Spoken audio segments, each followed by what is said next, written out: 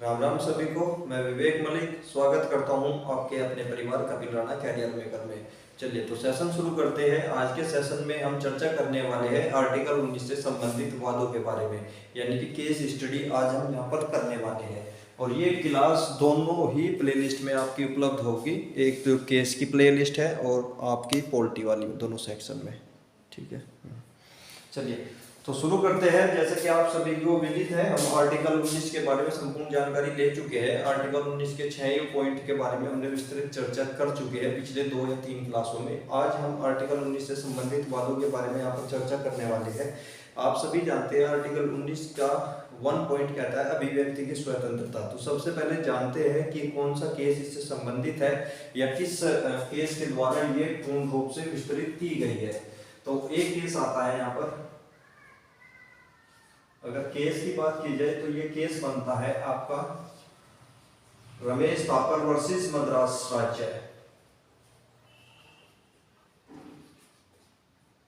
रमेश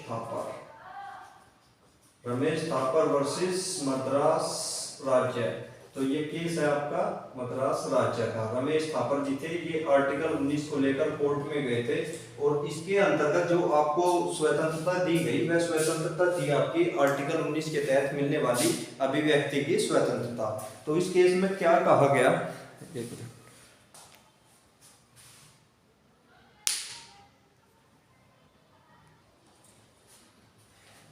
चलिए अब दिख रहा होगा आपको। चलिए तो शुरू करते हैं। रमेश थापर हमारा ये पहला केस है। आर्टिकल 19 से संबंधित वादों के बारे में आज हम यहाँ पर चर्चा करने के लिए एकत्रित हुए हैं। तो आज का चर्चा का विषय रहने वाला है रमेश थापर वर्सेस मद्रास राज्य। तो इस केस पर चर्चा करते हैं। चर्चा करने के क्रम में अगर इसके हम फैसले के बारे में बात करें, ये जो रमेश थापर वर्सेस मद्रास राज्य था, इसमें आपको अभिव्यक्ति की स्वतंत्रता की व्याख्यान यहाँ पर किया गया। सुप्रीम कोर्ट के द्वारा क्या किया गया यहाँ पर,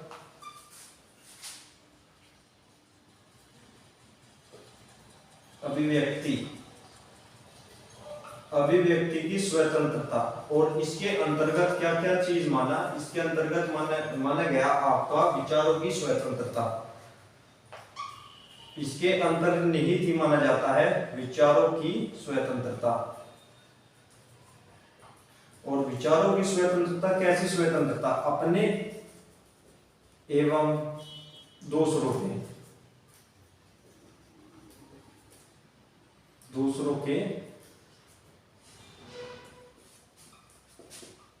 विचारों को व्यक्त या प्रसार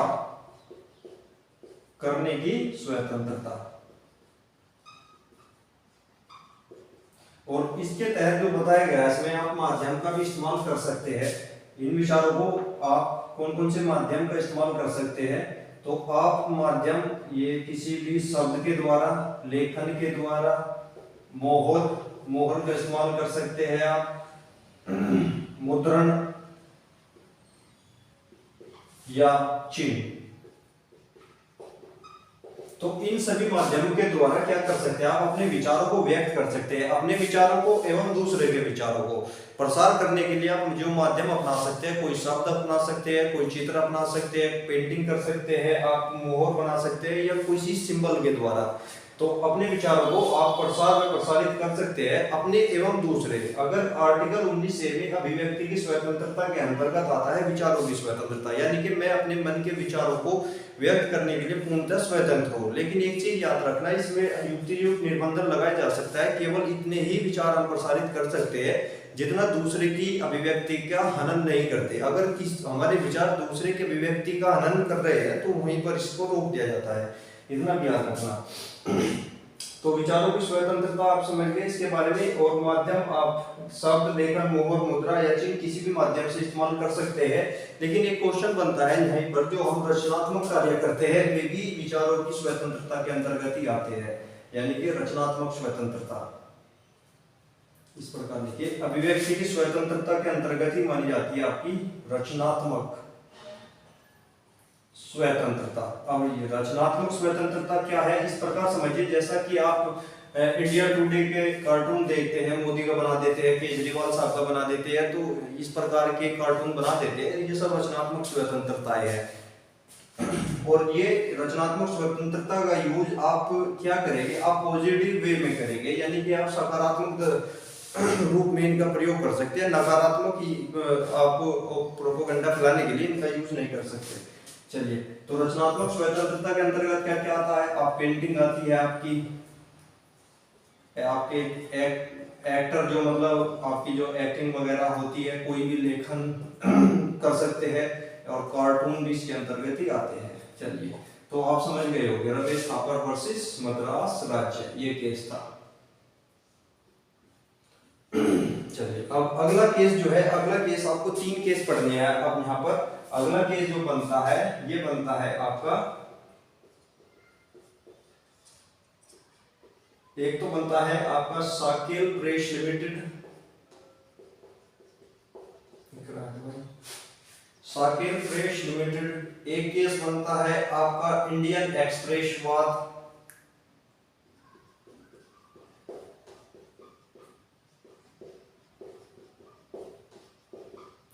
और एक बनता है आपका एक्सप्रेस वाद, एक्सप्रेस समूहवाद, सॉरी। तो ये 3 केस है, और इन तीनों केसों में एक ही निर्णय दिया गया। आपकी ये तीनों को केस जो पूछा जाता है, ये आपका संबंधित है आपकी मीडिया की स्वतंत्रता से। एक मिनट दिख जाएगा। तो ये जो केस है आपका तो Sagar press, Indian press limited, Indian express समूहवाद, ये जो था ये आपका संबंधित है किससे? ये प्रेस की स्वतंत्रता से संबंधित है। प्रेस की स्वतंत्रता, प्रेस की स्वतंत्रता से संबंधित, प्रेस की स्वतंत्रता से संबंधित केस 3 केस माने जाते हैं। साकेल प्रेस लिमिटेड, एक आपका इंडियन प्रेस वाद, और एक होता है एक्सप्रेस समूहवाद। तो तीनों गेट बाकी हो जाता है। चलिए, साकेल प्रेस लिमिटेड, इंडियन एक्सप्रेस वाद और एक्सप्रेस वाद, ये तीनों जो होते हैं ना प्रेस की स्वतंत्रताओं से संबंधित ये केस है। यानी कि इनमें आपका जो मीडिया है वो स्वतंत्र रखा गया है, यानी कि किसी भी आंतरिक दबाव के तहत ये कार्य नहीं करता। जैसा कि आपने देखा होगा, हमारे पास एक मंत्रालय है, सूचना एवं प्रसार मंत्रालय, तो वो जो मंत्रालय होता है उसके अधीन ये आते जरूर है, लेकिन वो इन पर आधिपत्य नहीं कर सकते, यानी कि इनको इनके लिए गाइडलाइन जारी नहीं कर सकती। आप इस तरह के न्यूज लेकर आइए, या हमारे कहने के आप सरकार की नीतियां इस वे में दिखाइए, इस प्रकार का आप उनका दुरुपयोग नहीं कर सकते। तो इंडिया जो है प्रेस की स्वतंत्रता मानी जाती है ये 3 केसों से संबंधित। एक चीज और याद रखना, इसमें प्रेस की स्वतंत्रता के अंतर्गत, ये भी बड़ा इंपॉर्टेंट केस है, प्रेस की स्वतंत्रता, प्रेस की स्वतंत्रता संसदीय विशेषाधिकार के अधीन है। यानी कि जिस प्रकार हमारे संसद के जो सदस्य होते हैं, सांसद होते हैं, सांसद को संसदीय विशेषाधिकार प्राप्त होता है। आपका क्या है, महान्यायवादी ने भी संसदीय विशेषाधिकार प्राप्त होते हैं। आर्टिकल 105 या 106, आर्टिकल 105 में ही आपने संसदीय विशेषाधिकार दिए हुए हैं।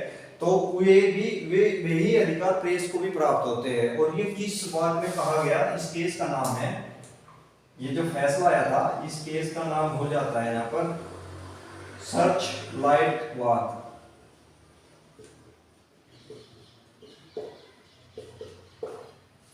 तो 4 केस हो गए आपके प्रेस की से संबंधित, ये जरूर याद रखना। संसदीय विशेषाधिकार आपका ये इंपॉर्टेंट है, काफी बार पूछा गया है। प्रेस की स्वतंत्रता किसके अधीन आपकी मानी जाती है? चलिए नोट करिए इसको, फिर आगे बढ़ते हैं।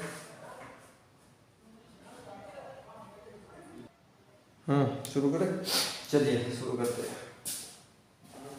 तबियत गर्म पानी को 1 मिनट रुकना हो, गर्म पानी। तो अगले केस की अगर बात करें, हम अगले केस पर आते हैं। अगला केस आपका होता है,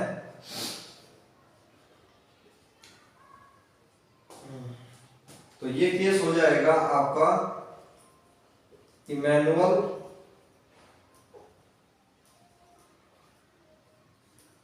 वर्सेस केरल राज्य। ज्यादातर इंपोर्टेंट केस केरल राज्य से ही निकलते हैं, ऐसा कुछ नहीं है, सभी से निकलते हैं, ठीक है।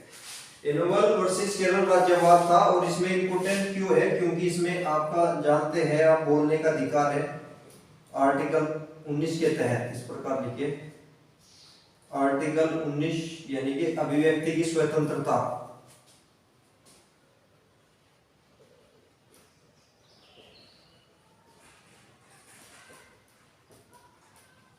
आपको बोलने का अधिकार,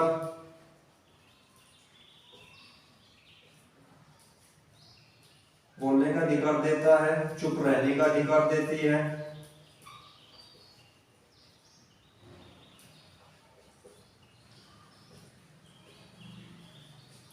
बोलने का अधिकार, चुप रहने का अधिकार। यानी कि आपका जो इनोवल वर्सेस केरल राज्यवाद था, इमैनुअल वर्सेस केरल राज्यवाद, तो इसके तहत क्या हुआ, अभिव्यक्ति की स्वतंत्रता के अंतर्गत क्या क्या मानेगा, एक तो आपका बोलने का अधिकार और चुप रहने का अधिकार, दोनों अधिकार इसमें यहाँ पर दिए गए। चलिए अगला केस की बात करते हैं, बेलेट सोलेमन वर्सेस आपका भारत संघ। एक मिनट के लिए बात इतनी ज्यादा है आपको। तो अगला केस है यहाँ पर, अगले केस की बात कर रहे थे हम।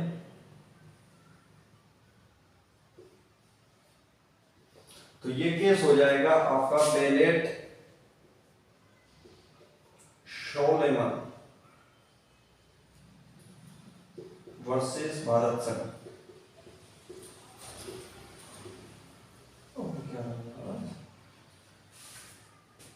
तो इसके द्वारा क्या हुआ, भारत सरकार के द्वारा, भारत सरकार द्वारा अखबार के पेजों की संख्या निर्धारित करना,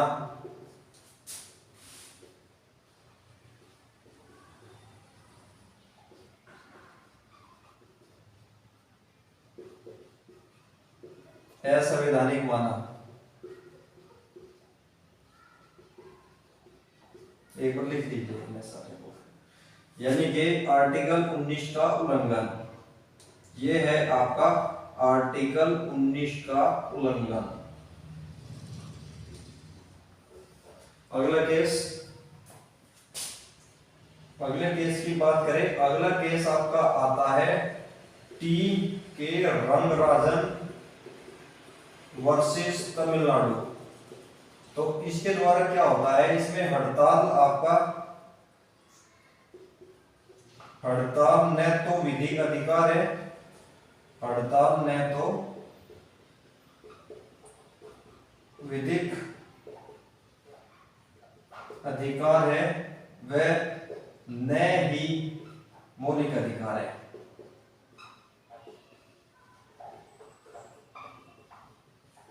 अगला जो केस बनता है, अगला केस आपका बनता है,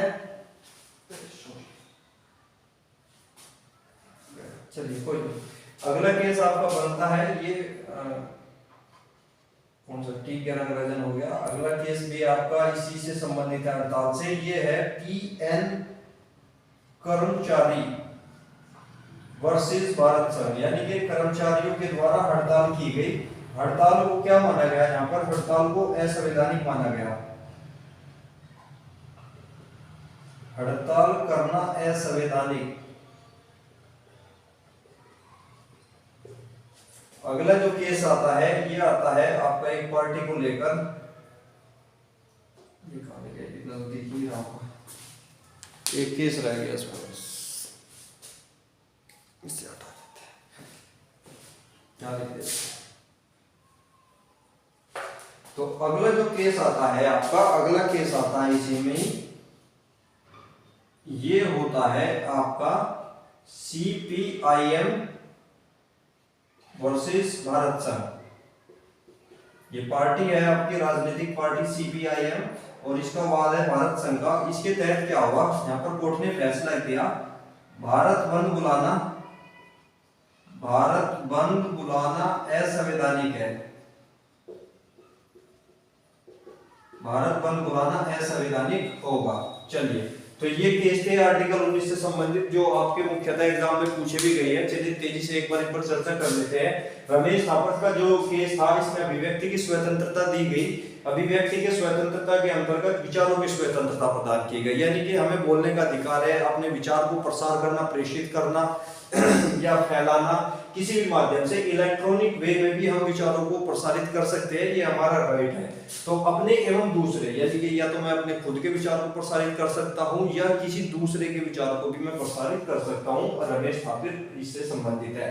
लेकिन रमेश थापर में ही आपका रचनात्मक स्वतंत्रता भी दी गई। रचनात्मक स्वतंत्रता इस प्रकार आप समझ सकते हैं, जैसे इंडिया टुडे के कार्टून बनाए जाते हैं, पीएम के, सीएम के, इस प्रकार से, तो ये भी रचनात्मक स्वतंत्रताओं के अंतर्गत सम्मिलित किए जाते हैं। अगला केस है इमैनुअल वर्सेस केवल राज्यवाद, और इसके अंतर्गत बोलने का अधिकार और चुप रहने का अधिकार। लेकिन यहाँ से क्वेश्चन ये तो बनता ही है, क्या इंपॉर्टेंट है, एक क्वेश्चन यहाँ से और बन सकता है, और ये क्वेश्चन बन सकता है राष्ट्रगान गाने का अधिकार। यानी कि अगर यहाँ पर हम प्रश्न की बात करें, यहाँ से प्रश्न आपका बन सकता है, क्या राष्ट्रगान गाने के लिए बाध्य किया जा सकता है? तो यहां से केस आपका ये बनता है, क्वेश्चन इस प्रकार भी पूछा जा सकता है। हालांकि पूछा भी गया है, मैं जब ये केस बता रहा था तब नहीं बता पाया, लेकिन फिलहाल लिख लीजिए से, क्या राष्ट्रगान गाने के लिए बाध्यकारी किया जा सकता है? तो इस बात के तहत आपको राष्ट्रगान गाने के लिए बाध्यकारी नहीं किया जा सकता, यानी कि राष्ट्रगान आपको गाना है या नहीं गाना, यह आपका अधिकार है कि आपको राष्ट्रगान पर बोलना है, मतलब बोलकर करना है या उस पर चुप रहना है। तो चुप रहने का अधिकार भी आपका राष्ट्रगान के समय है, लेकिन आप इतना याद रखिए, राष्ट्रगान के समय आपको उसका सम्मान करना अति आवश्यक है। राष्ट्रगान का सम्मान करना या राष्ट्र के प्रति हमें हमारी निष्ठा का सम्मान करना या देश की निष्ठा का सम्मान करना, यह हमारा मौलिक कर्तव्य बनाया गया है, जो आगे चलकर आप 51A के तहत पढ़ेंगे। लेकिन राष्ट्रगान जैसे गाया जाता है, आप खड़े हो सकते हैं, लेकिन आप खड़े रहकर, चुप रहकर रह सकते हैं खड़े होकर, लेकिन गाने के लिए आपको बाध्यकारी नहीं किया जाएगा। ये है आपका इमैनुअल वर्सेस केरल राज्यवाद। ठीक है, दूसरा सम्मान आपको करना पड़ेगा, ये बात रखिए। चलिए, अगर साकेत प्रेस लिमिटेड, इंडियन प्रेसवाद और एक्सप्रेस समूहवाद, ये तीनों किससे संबंधित है? ये आपका संबंधित है प्रेस की स्वतंत्रताओं से। प्रेस की स्वतंत्रताओं के अंतर्गत, यानी कि प्रेस को एक स्वतंत्र बताया गया है, प्रेस पर किसी भी आपके विभाग का कंट्रोल नहीं होगा, और प्रेस को अधिकार देने के लिए क्या दिया गया? संसदीय विशेषाधिकार, संसदीय विशेषाधिकार प्राप्त है, और ये आपका वाद है सर्चलाइट वाद। अगला जो केस आता है टी के रंगाराजन वर्सेस तमिलनाडु का, हड़ताल को असंवैधानिक बताया गया है। TN कर्मचारी वर्सेस भारत संघ, हड़ताल और भारत बंद बुलाना भी असंवैधानिक माना गया है CPIM वाद के तहत। चलिए ठीक है, जिसको लिखना है उसको नोट कर सकता है या वीडियो को पॉज करके वीडियो लिख लेना। चलिए ठीक है, फिर सेशन को आज यहीं तक रखते हैं। कल इससे आगे की चर्चा कल की क्लास में करेंगे। अब ये क्लास आपकी शाम में ही आया करेगी, डेली 6:30 बजे ये क्लास आपको मिल जाएगी हमारे प्लेलिस्ट पॉलिटी क्लास में। चलिए ठीक है, तो हमारे चैनल को सब्सक्राइब करें, वीडियो को शेयर करें। Thank you.